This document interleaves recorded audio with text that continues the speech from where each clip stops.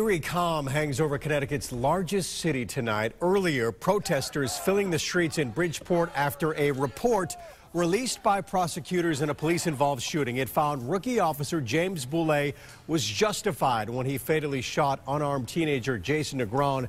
That shooting last May sparking community outrage moments after the report was released today in Waterbury. That raw emotion, anger, frustration spilling out. This investigation by the state police, overseen by Maureen Platt, by Chief State's Attorney Kevin Kane, this has been a sham from the start. They know it, and we know it. They never wanted to hold this officer accountable. Back now to the protests in Bridgeport. News 8's Mario Boone covering that part of the story tonight. Mario.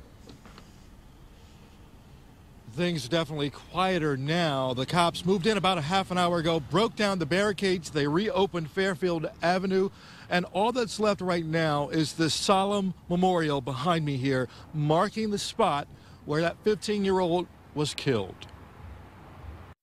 Justice for Jason! Justice for Jason! Anger, heartbreak, determination. Just some of the emotions from dozens of protesters Friday night on the streets of Bridgeport. We are no longer going to allow you to murder our babies. After Bridgeport cop James Boulay was cleared. Justice has never been in our favor. In the shooting death of unarmed 15-year-old Jason Negron. What he did was wrong, amen, and he ought to be, punished for it. Protesters initially gathered at Walgreens on Park Avenue where Negron was killed. All them systems gotta go. Then marched about a half mile to the Morton government building to call out Mayor Joe Ganim. Where are you? All the while flanked by dozens and dozens of cops. The protest was largely peaceful, but things did get dicey for a moment as cops tussled over barricades with some in the crowd.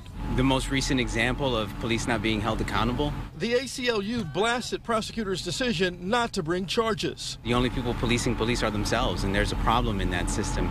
A local pastor said the exoneration further damages trust between police and community. It just widens it more, it creates more of a gap. And back live here, you can see people continuing to stop by, paying their respects at the spot where Jason Negron was killed. I want to read a statement really quick from the top cop here in Bridgeport. He released a statement saying, calling Negron's killing a difficult time for the community and his department. Chief A.J. Perez also expressed his deepest sympathies for Negron's family. And other elected leaders across the region releasing statements today as well, and we have several of those posted on our website, WTNH.com. We're live in Bridgeport tonight. I'm Mario Boone, News 8.